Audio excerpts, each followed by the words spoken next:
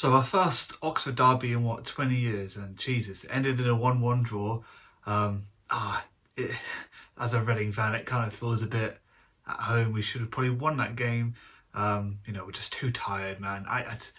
Again, said this, I have an issue with you. Last match I did, this one again. Not making the right subs. I mean, our attackers, bloody hell, anytime there was a break, hands were on their knees, they were fucking breathing so hard. Why couldn't you see that? Why couldn't you see that make a change like there? Like the only sort of attacking player you changed was to put Elliot on. And I don't know if Savage counts as an attacking player really, but yeah, you put those players on, and really you should have brought on Kelvini and Bakaru, who left on the bench for God's sake. Surely this would be the most important game to win out of the festive period, really. I mean, Oxford, our local derby, what are you playing at, really? But yeah, I've got to take a moment to say well done to the fans, man. Like, obviously, Oxford, obviously derby stuff aside, you did amazing to set out your side. Obviously, you're not too far away, so it's expected, but well done for doing so. You didn't really have much of an atmosphere, really. It was more before the game and maybe a little at the beginning. Obviously, when you scored, but apart from that, it's a bit poor. It was a bit lackluster. There wasn't much back and forth. There was more against Swindon. I mean, I know both of us hate Swindon, so it's one of those things where they're like our primary derby game, and this is kind of like the secondary one, I suppose, terms of how you would tier it. But no, yeah, the Reading fans, yeah, we did well. I mean, for the crowd it was only what, I think altogether, including the away ones, at 15,000-ish. So obviously not a huge sold out stadium, but definitely a lot of good chances going around, a lot of good fun poked at Oxford, good fun poked at Reading as well. Fans didn't expect it, actually. It was constantly booing the players. Obviously, I'm obliged to engage in that, so a few boos here and there to players. Bit of fun for the occasion, I guess. Obviously, I don't think I heard anything got too out of hand. But yeah, it's what we want in it. It's a safe environment, but it's okay to swear at each other, sort of thing. But yeah, we didn't manage to win this game, unfortunately, like I say. So yeah, ended 1-1. Both goals happened in the first half. So Oxford scored first. Unfortunately, they just took advantage of our bloody weakness again. I mean, crosses into the box. We're terrible at defending. We did have a difference though. We had Tom Holmes playing, which I thought he would do better in those scenarios. And granted, he did. He helped it keep it 1-1, really, to be honest. So hopefully he's in contention for the next game and not just left on the bench as he usually is, or just comes in for 10 minutes. I think he deserves another start, really. He was left out, unfortunately, early in the season. I don't know what reason, really, but got left out and hasn't really been favoured to play again. But hopefully this time he is. But obviously timing does make me think. December he's playing a lot more. So January, right on the window, we're going to look to sell him, and this is just like an advert for him. Don't know. Timing wise makes me think that.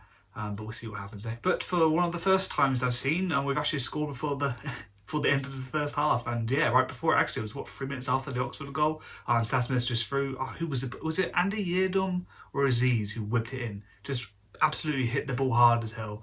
Was super central for Stan Smith. Took it down. This is one of the things that Stan Smith's been trying to do for a while now in these games, is that he's always been trying to make runs here and there. Thankfully he was onside, and thankfully the defenders didn't track him down and follow him through. The guy just let him run with it. He's from 1-on-1 for the goalkeeper, just slots it away home. It was great. It was a Stan Smith on fire. Your defence is terrifying as a chant for him now, I guess. That's the first time I've heard it, so yeah, I guess that's his chant. But no, I think I leave this stadium quite happy. Frustrated because we could have won that. Really, if we made the right substitutes, we could have won that. It's just frustrating, I guess. Both teams just didn't really want to lose it, really. So I guess the draw is fair. Hopefully we'll win on the away fixture. Hopefully I can get to go to that one. It'd be good, wouldn't it? But I'll probably sell out very quickly. So I've got to think of my player of the match. It's a bit of a hard one, really. It's hard to know who. I'm going to give it to Harvey Knibbs. It was kind of hard to pick one because I feel like we played quite well. It was just obviously the last sort of 20 minutes. It was just kind of a bit boring. Struggled to do anything, really. But yeah, Knibbs is in there. Wing, Yidom, of course, in and out performances all the time. Plays very well at home for us. But no, Harvey Knibbs wins it for me because he just constantly pressed, didn't stop. Whenever in trouble, he was just there to quickly try and, dampen any sort of attack that Oxford would have.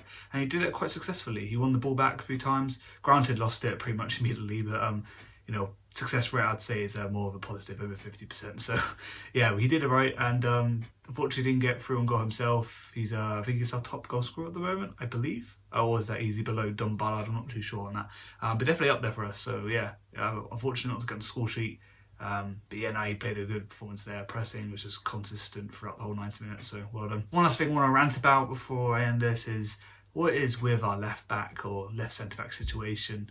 Nelson Abbey just, I don't know, is he coming out of form? Like, he's been good since he came in, but now he's, don't know, I guess the occasion, I'm not sure what it was, but yeah, he couldn't string a pass together really. It was hard, but he made some good runs with the ball, controlled the game okay, but just struggled.